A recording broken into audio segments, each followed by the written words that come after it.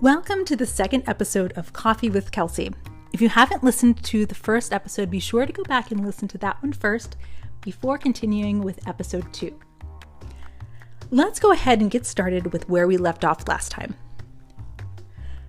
My senior year of high school, I had the opportunity to go in a few different directions as far as what happens after graduation. Very few people know this, actually probably only one or two, but I was actually accepted into several conservatories into their opera programs. Now, opera was something that I was very, very passionate about. There was a point in my life where I wanted to become a massive opera star. At this time, this is where I truly saw my career going. And during my senior year, I had this other thing too, and I felt I hadn't given that other thing, that being dancing, a fair shake, and I needed to see where it would go. I needed to see if there was actually potential for me to have a professional career in ballroom dancing. Opera, singing, theater have a very, very special place in my heart and was truly my first love, but I knew in my gut that I needed to see where this whole dancing thing could go and explore it. And give it a fair amount of exploration as I had with theater and opera. I discussed this with my mentors at the time, and needless to say, they were not happy with me, not even a little bit. They didn't understand, but no, that's okay. They felt I was throwing away a potentially very successful career in the theater, and they didn't want to see that happen. And, I didn't see it that way, and actually I still don't. I knew that it was something that I needed to explore to see if that's what I was meant to do or not. So I talked to them and said, I've given my whole life to this thing, right? My whole almost 18 years, I've fully given to this one thing. And there's this other thing that I really love. And I have a very good feeling it can take me places that could be extraordinary. And I need to give it a fair shake, because if I don't, I know I'll regret it. So I gave myself 2 years. If this is something that is not me and not what I want, or I find it's not the direction I want to take my career in, then I'll let it go. And by the way, I am in no way recommending that anyone, especially young dancers listening to this podcast, take the same path as me. There are a lot more opportunities as far as dance programs in universities for ballroom that were not available at that time. And no offense to the beautiful state of Utah, but I could not imagine myself up there in the cold mountains. That was definitely not for me. So do your research, and there are a lot more programs available now. So after high school, I had 2 choices. I could go and work for a large dance company that offered me a job, but with the contracts and competition rules at the time, it would throw me directly into the competitive professional division. Or I could take an internship with another school that would allow me to teach and keep my amateur status as a competitor. For me, keeping my amateur status was very, very, very important to be taken seriously as a dancer. I needed to work my way up. I was definitely not ready to be thrust into the competitive professional division. It was definitely not my time to be there. And I needed time to grow, time to learn and develop as a dancer before I did that. And also, if I would have taken the first option, it would have been a very different career path for me. And honestly, probably wouldn't have opened quite as many doors and opportunities at that time. Looking back, I definitely made the right decision taking the internship.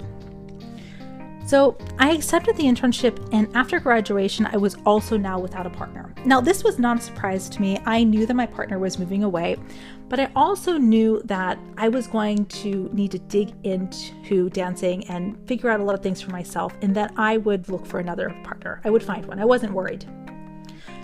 So I started working in the internship, learning the ropes, and also dedicating a lot more time to learning and training. And shortly after, I formed a partnership with my second dance partner, and we continued in the amateur division. We danced together for a fairly short amount of time, about a year and a half or so. And for that amount of time we danced together, it was a fairly successful partnership. We were making most of the amateur finals and also became national finalists. We were also on very different career paths professionally. I was watching the professional division and thinking that that's where I want to be. I want that final. And I knew that that wasn't something that he was passionate about. And we had many conversations about it and eventually decided to go our separate ways. So then my partner surge began once again. I was without a partner for about 6 months. I don't really remember exactly how long it was. At the time, it felt like forever. I had some tryouts, but none of them felt quite right, and it was important for me to find someone with the same goals. And for those of you who aren't familiar or are non-ballroom dancers, tryouts are what happen when dancers are looking to form new competitive partnerships. It's a process used to see if the dancers mesh well together, to see if they can work together, and also to see if the look and style of that partnership can be developed in a way that will look appealing on the competition floor. So then I had a conversation with my current partner and also business partner, Igor. We've actually known each other for a very long time. We met back in 2006. He had split with his partner a few months before my previous partner and I, and we hadn't seen each other for quite a while. He was busy with school and wasn't really thinking about dancing at that time. Anyway, one day we were chatting and the conversation went into dancing, and he actually didn't know that my partner and I had split. So we decided to have a tryout to see if we could possibly form a partnership. And I've got to tell you, I was completely freaking out inside because he is an incredibly talented and very, very experienced dancer. Igor was actually a finalist in Russia before moving to the States. He started dancing when he was 7, and at the time he was much, much more experienced. And I felt a mix of excitement and anxiety all at the same time. I tried to hide it, but I don't know if he could even tell. Who knows? I'll have to ask him. But honestly, he probably could totally tell that I was freaking out. Who knows? So probably about 5 minutes or less into our tryout, we immediately decided we have to do this. We have to dance together. There's something here. So we decided that we were going to dance together, and we both had a few things that we needed to sort out before we could really solidify and start that partnership. So we decided to go and do what we needed to do, and then we would start a comp prep. A few months later, we set a goal to dance our first comp, and it was less than 2 months out, probably about, 6 or 7 weeks. So not a lot of time. We dug in and put together our competitive program very quickly and just wanted to get on the floor, see how it looks, see how it feels, and then we could start to change and improve. See what works and what doesn't. For us, it was just important to get on the floor as soon as possible and see how the partnership is received, and develop the dancing from there. So we're at the first comp, and I am freaking out internally. I've performed in front of massive, massive crowds before. Thousands and thousands of people dancing and singing, and this was the first time that I was actually nervous to perform. For me, this was a make or break moment, and I knew it.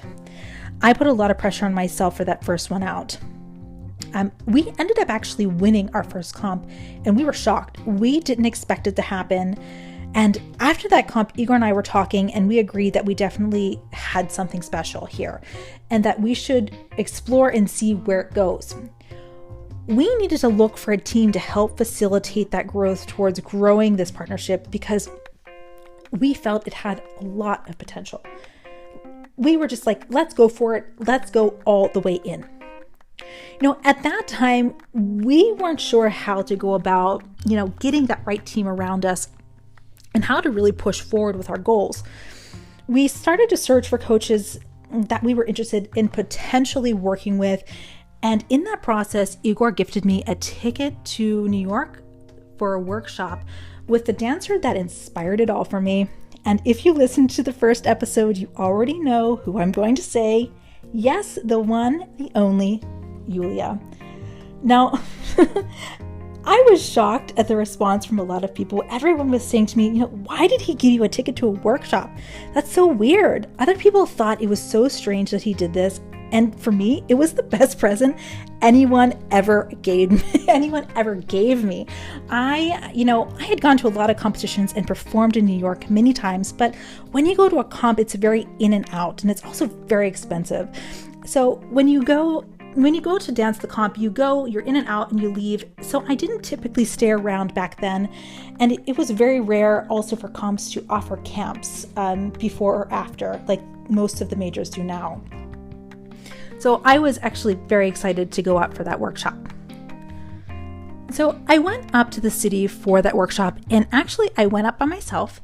So on the way up, there was another dancer on the bus that I knew, and we ended up hanging out throughout the whole trip. And actually, she didn't know that I was going, and I didn't know that she was going either. So yeah, that was pretty cool. So I'm in the workshop and I'm completely starstruck. She's a total icon in the industry, and I just wanted to know everything that she knew. I'm standing on needles, listening to every single word she says, watching how she moves, just analyzing and listening to everything that she says and does. So after the workshop, I had a few hours before I had to head to the bus to go back home, and decided I would go up to another studio to practice. Yes, I'm the dance nerd. I go to a workshop and then I go and practice even more. So I went up to that other studio, and that was probably one of the best moves that I could have possibly made, was to walk into that studio, because it was full of, I can't even tell you, elite professionals and absolutely iconic coaches in the industry. There were even, this is actually very embarrassing to say, but there were even a few people who I didn't know who they were at the time. And I can't even believe that I'm saying this, because that is horribly, horribly embarrassing. So also, there was a couple that Igor and I had in mind that we wanted to take lessons with, and they happened to be based in that studio. I met them over there. I had asked them if either of them had time to give me a lesson while I was up there. I knew it was a total long shot, and obviously the answer was no, but it allowed me to exchange contact information with them, and I told them about our new partnership in Igor, and that we would really love to come up and start studying with them. So shortly after, Igor and I started to travel back and forth between New York and Pittsburgh to take lessons every other week. We did that for a while and realized that we needed to be there full time. We needed to move and dive headfirst into this and really learn and develop. We realized that pretty quickly, but I was also under contract to teach in Pittsburgh, so it took a little while before we were able to make that move. So I finished out my contract, and we started to look for a place up there, and we had no idea how long it was going to take. We figured about 6 months. We had no idea.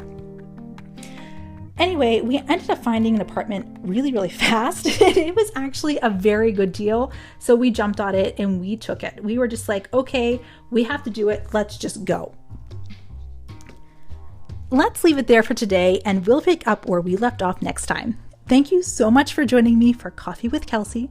Make sure you follow the podcast, and I'll see you next time.